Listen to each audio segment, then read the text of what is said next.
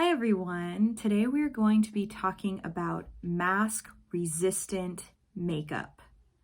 I'm going to go on a rant later about how mask proof makeup does not exist, but I'm giving you the best recommendations I can give for mask resistant makeup. 2 years of knowledge, lots of trial and error, lots of horrible looking makeup at the end of the day, and this is what I finally end up with.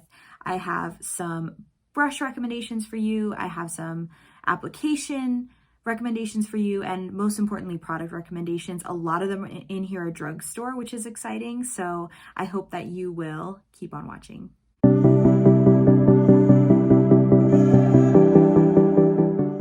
So I know what you're thinking, and it is, wow, this video is several years late, which is true. However, I feel like after 2 years, I really have a good idea of the products that work really well. And for those of you that don't know, I'm a teacher, so literally all day, 7 hours a day, plus 7 to 10, 7 to 11, I am often wearing a mask. And I just enjoy wearing makeup. That's the thing, is like, it's a confidence boost for me. It helps with my anxiety. For me, it's like a nice way to just be calm in the morning before I go to work.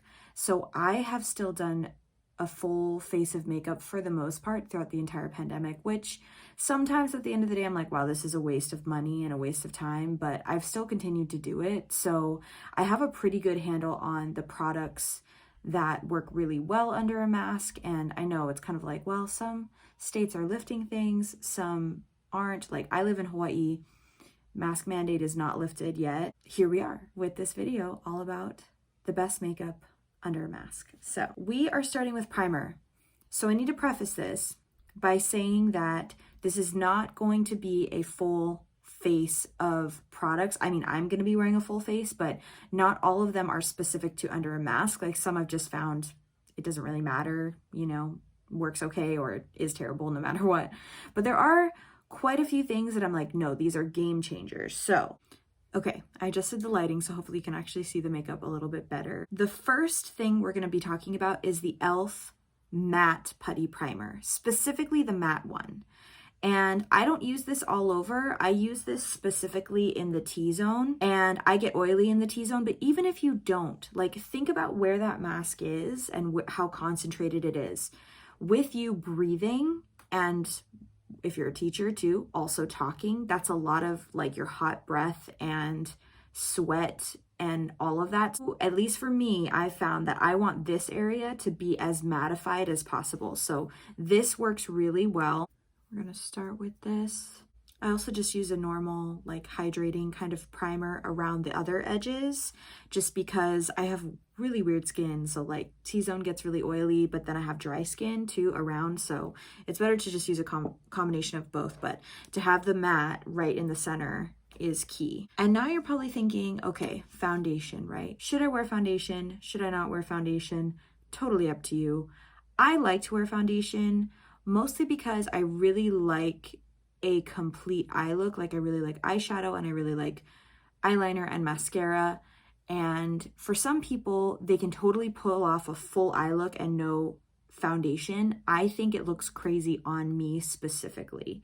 So if I'm doing a full, you know, if I'm not going to wear a foundation, then all I'm going to do is just mascara, probably walk out the door. But if I actually want to do an eye look, which I would if I was going to work, then I'm also going to need foundation underneath. But this is a personal preference, but I know other people feel the same way. One of the most mask proof foundations I have found is the Estee Lauder Double Wear. Now, this is expensive, and I do recognize that. So if you know a drugstore dupe for this, that is the foundation I would use if you're looking for something that's going to last a long time under makeup. I have just put it on my hand. I have the shade 1 and 2 Ecru.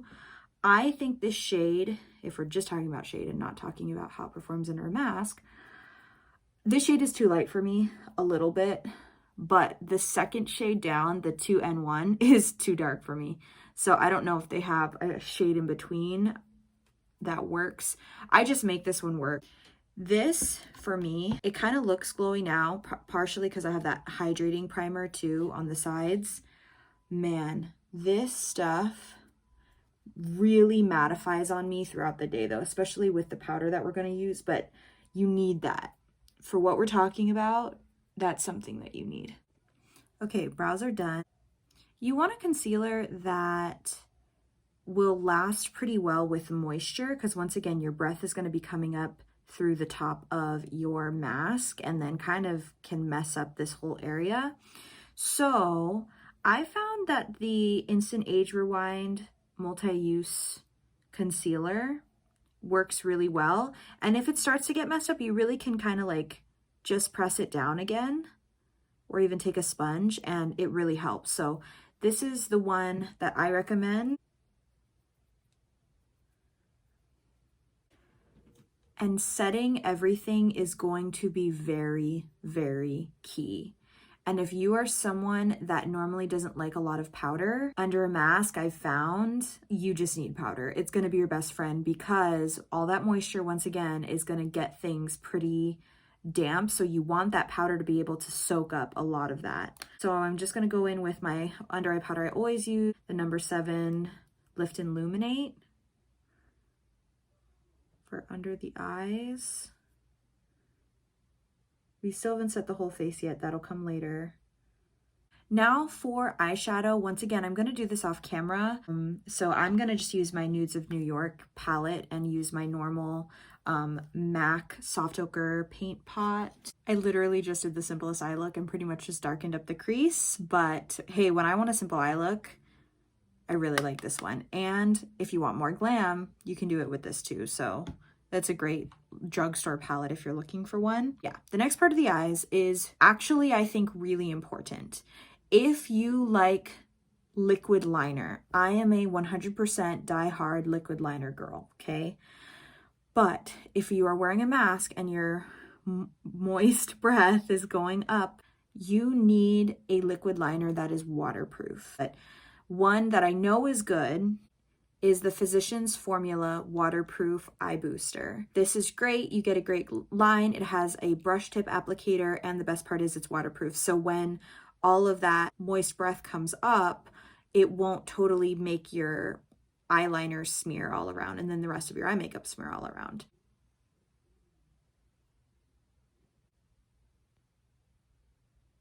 Okay. I went way more ham on the wings than I meant to, but that's okay. That happens to me almost on a daily basis. I'm just gonna go back over my foundation with a sponge, just because like me leaning on my face to do the wings kind of messed it up just a little bit. Now we're going to what is potentially the most important part of this makeup process, and it is setting powder. You can't go wrong with the Laura Mercier Translucent Loose Setting Powder, and I'm literally just gonna set all over.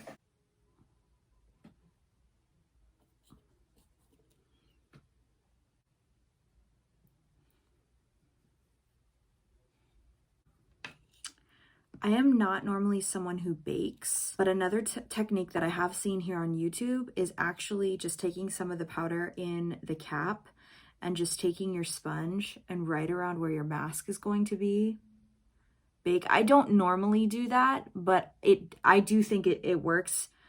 But for me, usually if I'm doing makeup in the morning for work, I'm just trying to get it done. So I'll just take that powder brush and just go all over. But this is something you could do if you really just want to target specific areas. Now for bronzer, I haven't really found one that's better than others in terms of like the mask. So I'm just going to use one that I always tend to use. It's the Milani Silky Matte Bronzer. However, for blush, I have found that one blush works a little bit better than others. Like for example, the NARS Orgasm does not work well under a mask. I don't know what it is. I love that blush, but under a mask, it doesn't last well, at least if you want to have it on for a longer period of time. But the Buxom primer infused blush, I've only ever tried Seychelles, and I always just repurchase it because it's such a pretty color, especially for work. This one actually lasts pretty well. I mean, I can't guarantee that none of it will rub off, but I have noticed that with this blush specifically, it tends to stay on a little bit better. So pretty. Honestly, I'm not really feeling highlight, not really necessary for this video anyway, because the highlight's normally a lot, higher than your, or at least a little bit higher than your mask is. Another super, super important step is going to be your setting spray. So there's a couple setting sprays you could use. Of course, the Urban Decay All Nighter is great. I'm almost out of that one right now, but the Milani Make It Last also works really well too. It's a great drugstore option. I'm glad I'm like providing some pretty good drugstore options in this. Yes, we're just gonna put this all over. Now that I've done the setting spray, I can move on to mascara. So pretty much our last steps that are important are gonna be mascara and lipstick, if you want to wear lipstick. Mascara has been, if you follow me on Instagram, mascara has been one of my greatest challenges over the last 2 years because I already have oily eyelids. Waterproof mascaras don't really work for me. And the thing that I ran into, the problem was that even with tubing mascaras, which are normally my go-to, because you remove tubing mascaras with hot water or warm water, it's your warm breath, once again, going through the top of the mask, and then I'd have my mascara all up here and down here, which was a mess. But I found one tubing mascara that actually will not do that. The number 7 Stay Perfect Long Lasting Volume Mascara. This is a tubing mascara that actually does not cause that to happen. I don't know what magic this is, but it doesn't cause it to happen. If you've watched a couple of my other videos, this one's really lengthening and separating. It doesn't really give a whole lot of volume, which is my only gripe with it. Like if it also added volume, that would be awesome, but I haven't really found a tubing mascara that offers volume. It seems like most of them are like lengthening and separating, but this is a great one if you're gonna be wearing a mask all day.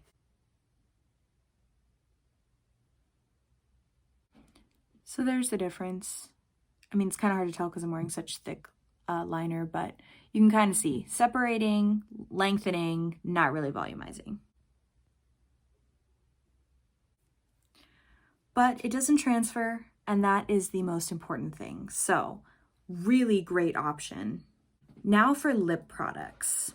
So this is a hot topic. Like, should I wear lipstick underneath my mask or should I not? I'm a really big lipstick person, so it's hard for me, especially to work. Like, I feel like it's just sort of, I've ingrained it in my mind. Like, you go to work, you wear some kind of lipstick, and I have been most days throughout these last 2 years. So if you like liquid lipstick, this one I'm sure you've heard about because I know it went viral like a year ago probably. The NYX Shine Loud liquid lipsticks. This is not the one I'm going to use today, but I wanted to show it to you. So this is the shade Magic Maker. It's actually really pretty. So that's the shade. Super pretty. And of course it's going to stay on for one reason because it's a liquid lipstick, but for another, because of this almost gloss that you put on top, it kind of like acts as a seal. And it really helps with transfer. Here is my issue with liquid lipsticks. I actually really like this and I do wear it. I have dry skin. I also have dry lips. And so when I put on a liquid product, it usually dries them out even more, especially because once again, your breath, you breathing into your mask like that and talking is gonna just dry them out even more. So that's my only issue. I don't think this does this as much as like other liquid lipsticks, but it's a really good option. If you like just regular bullet lipsticks, if you go for one that's matte, for the most part, it doesn't transfer too badly and it will wear off, but it'll wear off in a really pretty way.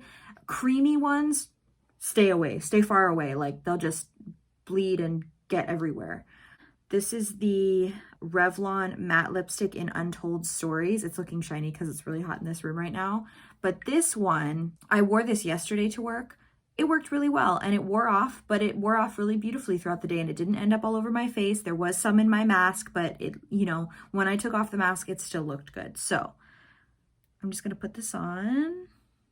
It's a really pretty nude lipstick. So basically, this is my recommendation for the best mask resistant makeup.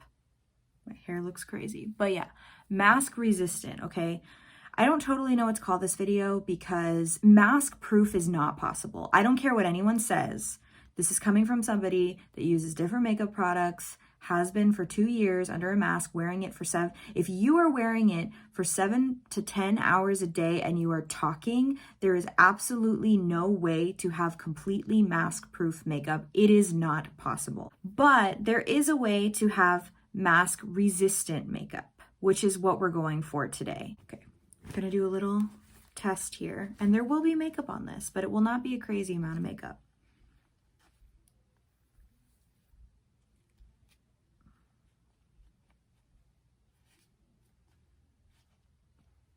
There it is, folks.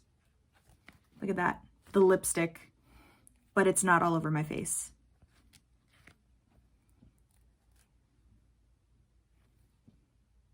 Mask resistant makeup. But when it inevitably starts to wear off, I actually have a really good option. The L'Oreal Infallible 24-Hour Fresh Wear Powder Foundation is great for touch-ups. Like if you start to wear off around this area, this is great for that. And I actually have a tool as well. This Hailey's Beauty brush, I'm not sure exactly, I think they have a couple different brushes. I'll link exactly this one below.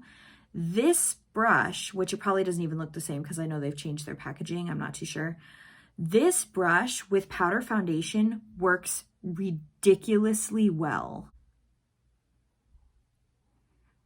It's mattifying, it touches up. Something magical about this specific brush with this powder, and I've used it with other powder foundations too. I just think this is the best one. So for touch-ups throughout the day, maybe you do need to go to a date night afterwards. Take off your mask. Oh, this kind of rubbed off here. Pat, pat. So good. Good. This is the best touch-up recommendation pairing that I could possibly give you. All right, I think that is everything. Thank you for clicking on this video. I'm sure you saw it and you were like, wow, this is a weird video 2 years later to be doing. But you know what? This is everything I've learned after 2 years. And I feel like I have a lot of knowledge on this topic and I'm excited that I got to share it with you guys, share it with someone, you know. If you haven't already, I hope that you will subscribe and I hope that you have a wonderful day. Bye.